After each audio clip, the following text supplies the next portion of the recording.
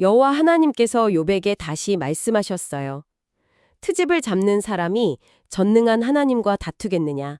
하나님을 탓하는 사람은 대답해 보아라. 욥이 여호와 하나님께 대답했어요. 보세요, 저는 너무나 보잘것없는 사람인데 제가 어떻게 주님께 대답할 수 있겠어요?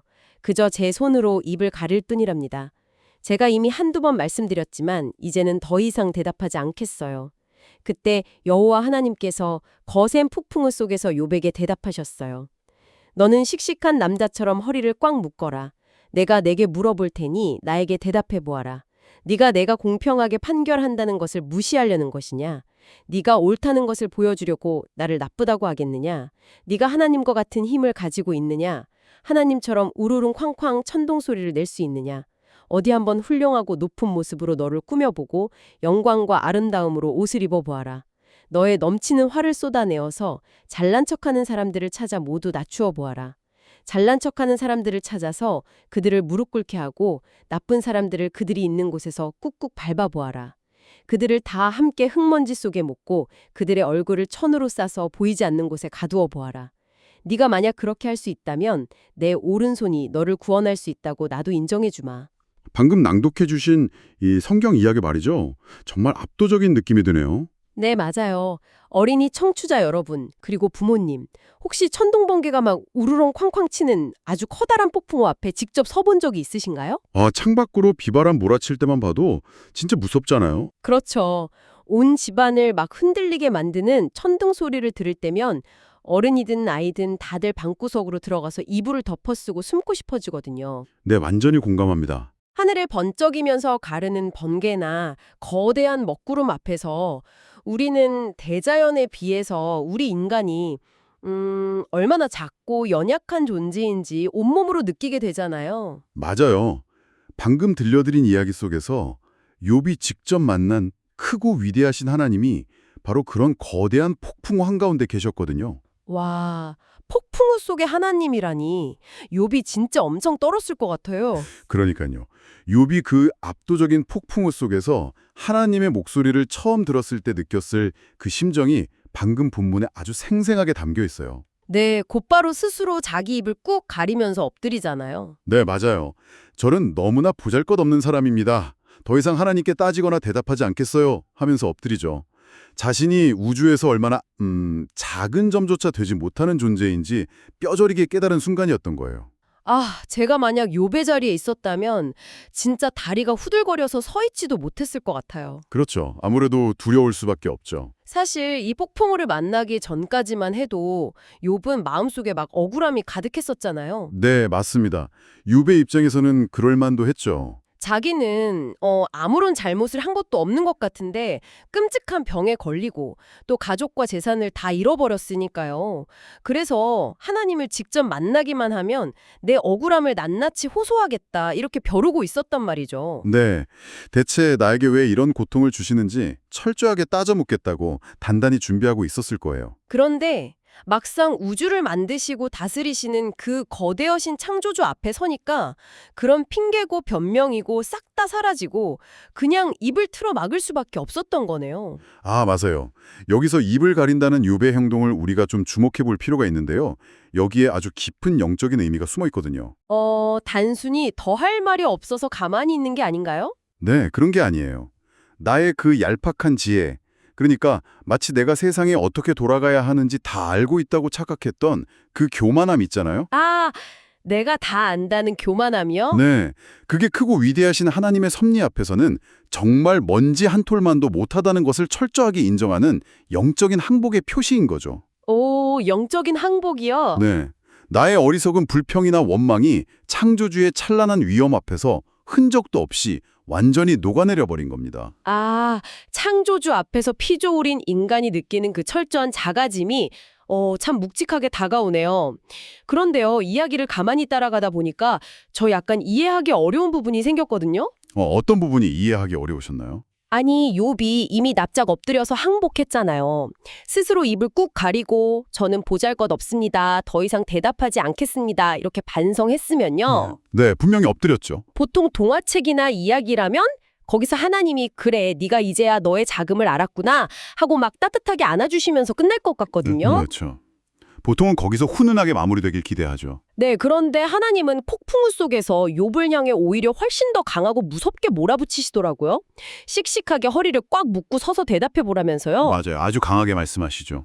게다가 세상에 교만한 사람들과 나쁜 사람들을 욥 네가 직접 심판해 보라고 아주 구체적으로 명령을 내리시잖아요. 넘치는 화를 쏟아내서 쿡쿡 밟아보라니요. 네, 성경을 읽다 보면 참 당황스러운 대목이긴 합니다. 이미 항복하고 엎드린 사람에게 왜 굳이 이렇게 무섭고 어려운 숙제를 던지시는 걸까요? 진짜 욥이 할 수 있다고 생각하신 건가요? 아주 예리한 질문이네요. 겉으로 보기에는 하나님이 막 연약해진 욥을 무섭게 다그치시는 것처럼 보일 수 있거든요. 네, 저도 약간 그렇게 느껴졌어요. 하지만 사실 이 장면은요, 욥의 마음 가장 깊은 곳에 숨어있는 아주 치명적이고 위험한 생각을 완전히 뿌리 뽑아주시기 위한 하나님의 단호하고 거대한 사랑의 가르침입니다. 치명적인 생각이요? 그게 어떤 건데요? 욥이 고통 속에서 나는 죄가 없는데 이 상황은 너무 억울하다.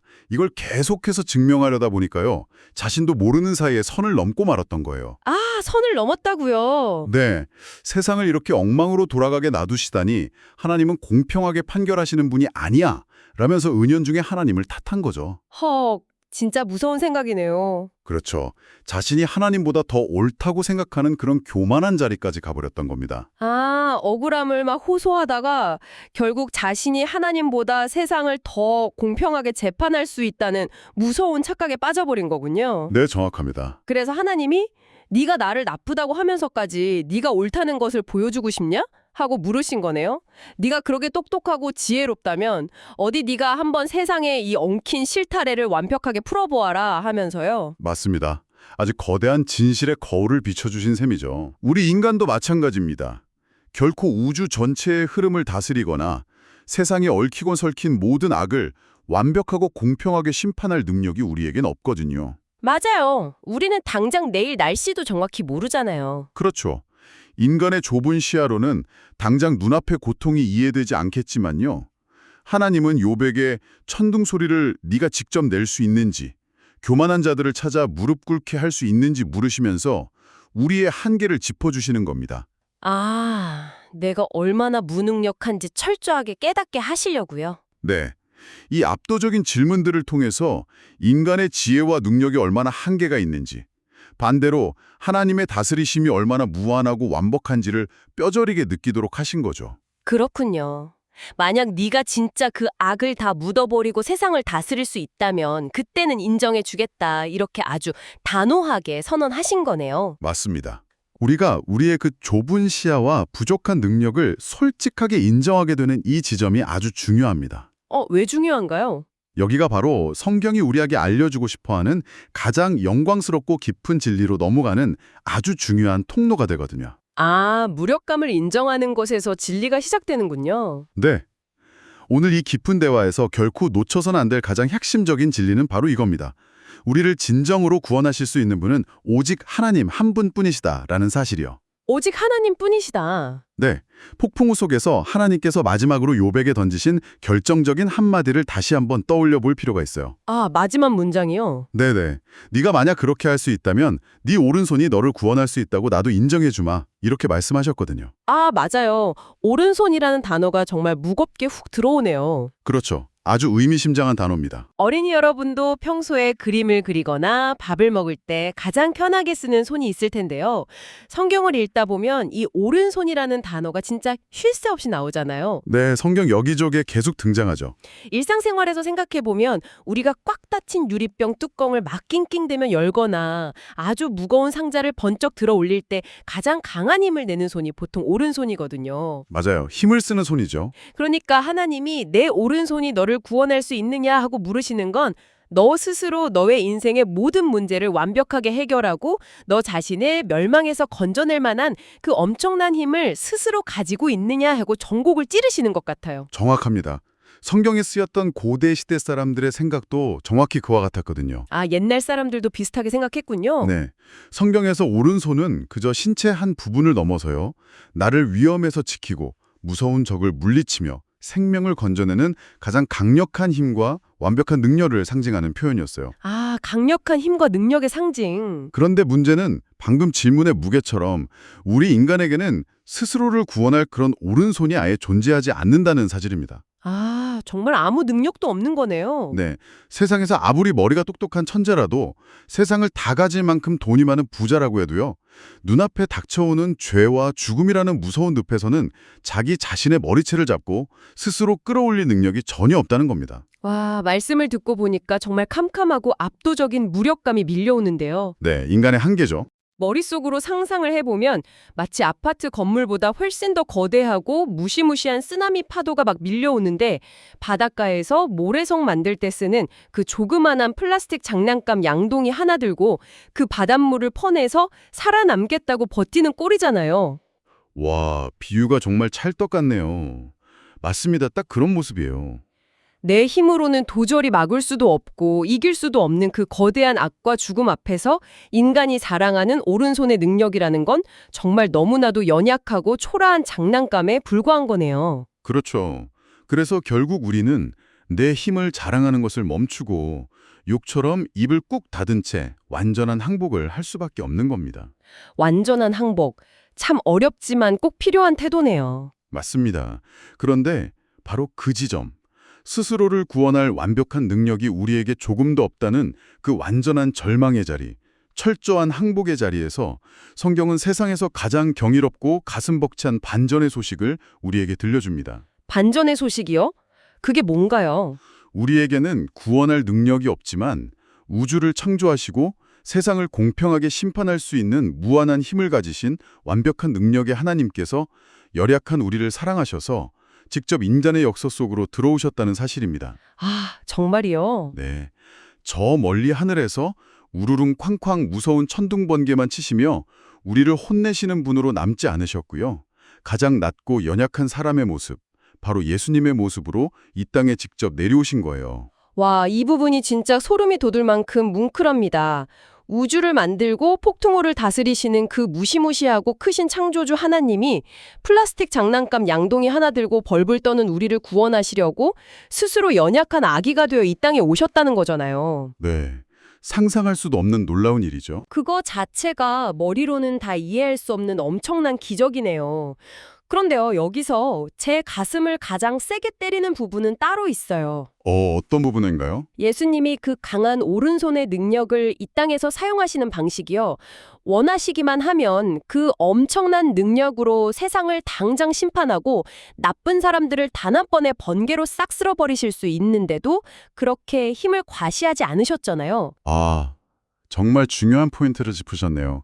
그 지점이 바로 기독교 복음의 가장 위대하고 아름다운 핵심입니다. 네, 진짜 감동적이에요. 예수님이 보여주신 진짜 구원의 능력은요, 폭력으로 세상을 억누르는 것이 아니라 십자가 위에서 완성되었습니다. 예수님은 우주를 창조하신 하나님의 가장 강하고 완벽한 오른손 그 자체이셨거든요. 아, 예수님 자체가 강한 오른손이셨군요. 네, 맞습니다. 그러나 스스로 구원할 힘이 없어 죽어가는 우리를 살리시기 위해 당신의 그 전능하신 오른손을 심판하는 데 쓰지 않으시고 기꺼이 십자가에 내어주셔서 못 박히셨습니다. 와, 심판 대신 십자가를 선택하셨네요. 인간의 연약한 힘으로는 천년을 발버둥 쳐도 절대 이길 수 없는 죄와 죽음의 권세를 십자가의 희생과 부활이라는 완벽한 능력으로 완전히 꺾어버리신 겁니다. 아, 결국 그 무서운 쇠못이 박혀 피 흘리셨던 예수님의 두 손이야말로 쓰나미처럼 밀려오는 죽음에서 우리를 끄집어 올려 구원하는 진짜 강한 오른손이었네요. 네, 바로 그겁니다. 교만하고 틈만 나면 불평을 쏟아내는 우리를 대신해서 당신의 생명을 내어주신 그 끝없는 사랑의 능력이 세상의 어떤 악보다 더 강력한 완벽한 구원의 힘이라는 거군요. 네, 정확합니다. 욥이 폭우 속에서 크신 하나님의 위엄을 보고 입을 가리며 항복했다면 오늘 우리는 십자가 위에서 나를 위해 피 흘리시며 그 강한 오른손을 내어주신 예수님을 볼 때 나의 모든 교만을 내려놓고 완전한 항복과 감사를 드리게 되는 것 같아요. 맞아요.